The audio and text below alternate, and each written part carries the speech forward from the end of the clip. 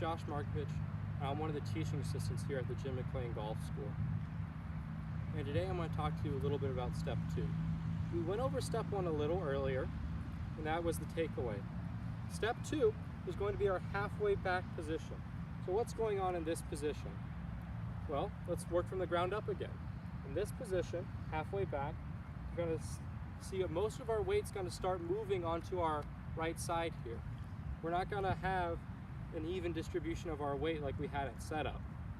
We're probably going to be close to probably about 70% of our weight still on our right side with a little bit on our left side. Our knee is still flexed, and at this point the club shaft is parallel with the ground, and the butt end of the club is roughly pointing towards our target line. That's important because if we take it too far open, it's going to be pointing to the right of our target line, or too closed, it's going to be pointing left or even behind, left of our target line or behind our bodies, and that's not what we want to have happen. The club face is still square relative to the arc of our swing. The swing works on an arc, like a big circle that's tilted a little bit, and so we want that club face to still be square. We don't want to have the super open or super closed at this position. At this position, nothing should be badly trailing or leading. And what do I mean by this?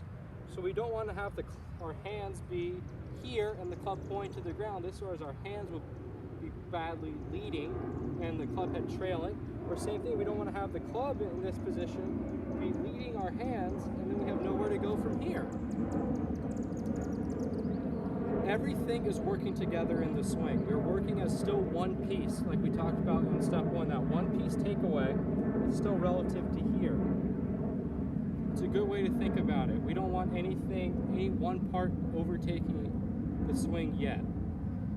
There's a few different checkpoints we need to tick off in step 2 to make sure we're in a good position as well. So what are these? 1, our weight shift is going to be towards our right side. Make sure. 2, we got to make sure our knee is still flexed. That's important. We don't want it to buckle more or straighten. Checkpoint 3 is going to be we retain our flex on our left knee. Once again, we don't want to be feeling like we're standing up in the swing. And 4, our right arm should still be above our left arm. This makes sure the face is still where it should be. If our right arm is below our left arm here, you see the face is wide open and pointing up towards the sky somewhere.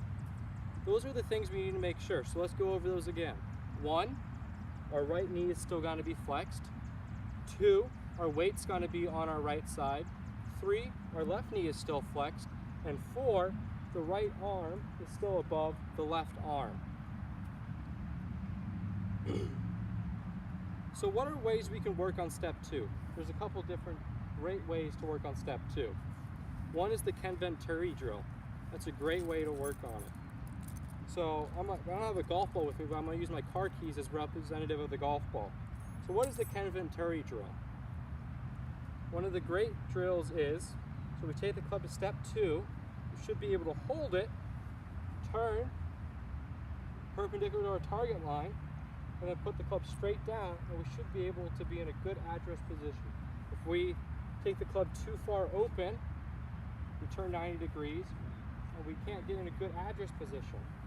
So what we want to make sure happen, we take it back to step 2, hold the club, turn perpendicular to target line, and we should be able to set up to another ball.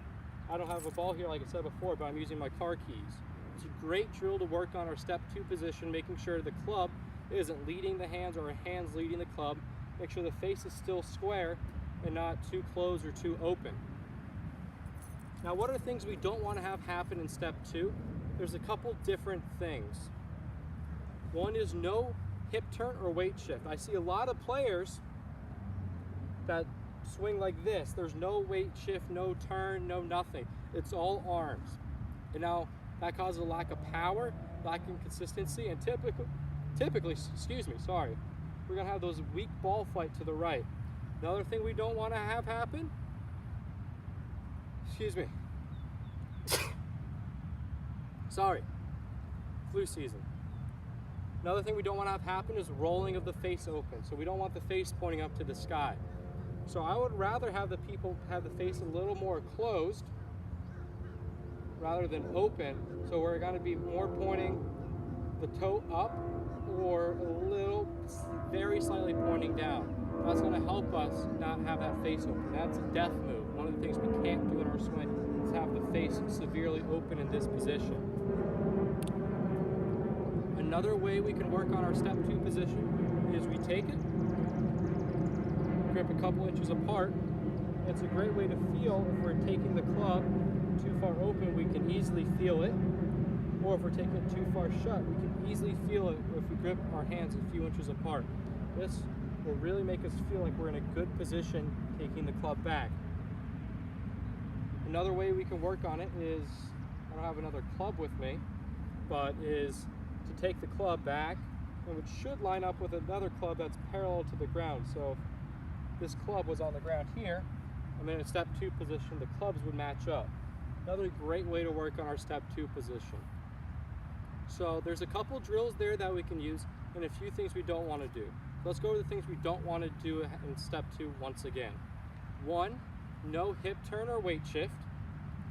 2 is going to be rolling the face open. And another one is going to be excessive straightening of the left arm. So typically when we step to the ball, we're going to have a little bit of bend in our left arm, a little bit of bend in our right arm. We don't want to have it be super straight where we take it way outside. That's going to be another death move. We want to still have a little bit of not straightening, but a little bit of bend or looseness in this left arm. We don't want to be rigid like a rock. And how do we work on step 2? Let's go over that one more time. We have the Ken Venturi drill. So we take it to the halfway back, then we should be able to step to a ball that's on the side of us. We can grip a couple inches apart, take it back, feel if we're taking it too far open, too far closed fairly easily. Another thing, if we have another club on the ground, we can lay behind us somewhere here, take it back. The club should match up fairly well there. If you guys have any questions on step 2,